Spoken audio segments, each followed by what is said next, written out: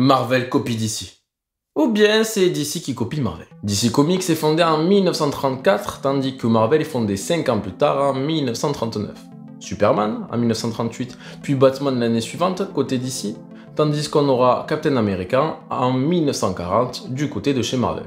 Au fil des années, de plus en plus de super-héros arrivent, et forcément, DC copie Marvel.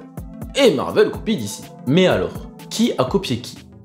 On va voir 20 personnages qui se ressemblent pour essayer de déterminer quel éditeur a le plus copié l'autre. Il s'agit ici d'une première partie, j'en ferai d'autres dans les semaines prochaines pour essayer de déterminer qui a le plus copié.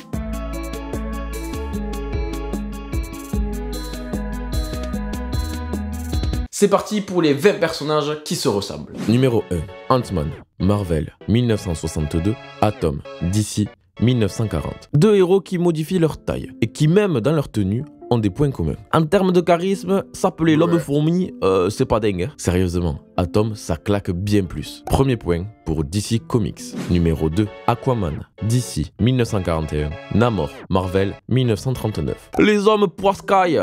Souvent moqués, personnellement j'adore ces deux personnages. Pas de grande ressemblance physique, mais l'inspiration reste évidente. Numéro 3, Black Lightning, DC, 1977, Electro, Marvel, 1964. T'as noté là mon niveau d'anglais quand j'ai dit Black Lightning? Je suis éclaté putain. Des super pouvoirs très ressemblants. Par contre, en termes de flow, Electro est éclaté. Sérieux, ce vert plus ce masque jaune, on dirait qu'il va danser la samba à Rio de Janeiro. Heureusement qu'un nouveau design a été créé dans l'univers Ultimate. Numéro 4, Catwoman, DC, 1940, Black Cat, Marvel, 1979. Bon, c'est le concours de la meilleure chatte. Ouais, non, c'est pas ce que je voulais dire en fait. Les premiers personnages féminins de ce classement. Inspiration évidente avec le noir, le chat, et en plus des liens avec les personnages les plus populaires de DC et Marvel. En l'occurrence Batman et Spider-Man pour ceux qui n'ont pas suivi. Perso, j'ai toujours préféré Black Cat. Numéro 5, Gueule d'argile, DC, 1940, L'homme sable, Marvel, 1963. Alors perso, je les trouve dégueulasses. De mon côté, j'ai jamais apprécié ces personnages. Mais encore deux mecs des univers de Batman et de Spider-Man. Coïncidence?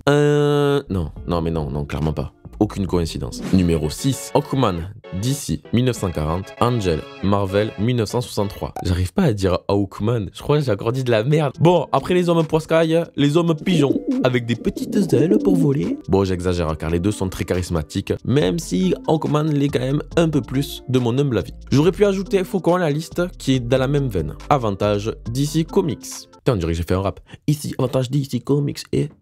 Numéro 7, Green Arrow, DC, 1941, Hawkeye, Marvel, 1964. Alors là, on arrive sur les archers. À se demander comment ils peuvent se défendre face à tous les super personnages que l'on a vus précédemment. Mais mine de rien, ce sont deux personnages ultra populaires dans leur maison d'édition respective, que ce soit chez DC et donc chez Marvel. C'est pourquoi on les trouve énormément dans les comics, avec des rôles relativement importants, mais également sur petit et grand écran. Toutefois, en termes de flow originel, victoire pour Green Arrow. Franchement, Marvel, vous aviez un souci à l'époque avec les designs.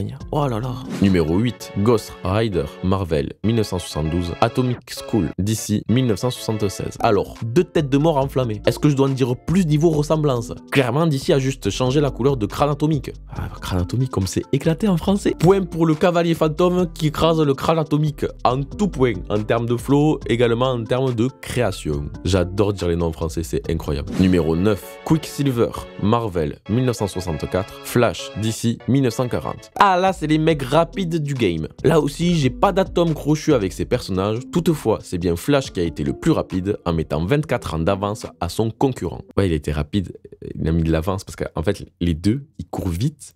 Et c'est comme si, dans ma tête, il faisait une course et que... Numéro 10, Swamp Thing, DC, juillet 1971, Man Thing, Marvel, mai 1971. Très dur de savoir qui a copié qui. 3 mois d'écart, une ressemblance folle, mais avantage pour Marvel. Ce sont deux personnages très intéressants. Et finalement, est-ce que ce ne serait pas ça le plus important? Pas qui a copié qui, pas qui a eu en premier l'idée, mais plutôt, qu'est-ce que l'on raconte avec ces personnages, leur aventure et le voyage que l'on fait avec eux au sein de leur médium respectif. Ouais.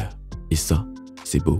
Et ça n'est fini pour ce classement avec la présentation de ces 20 personnages. Victoire de DC Comics 6-4. Pas une victoire écrasante franchement.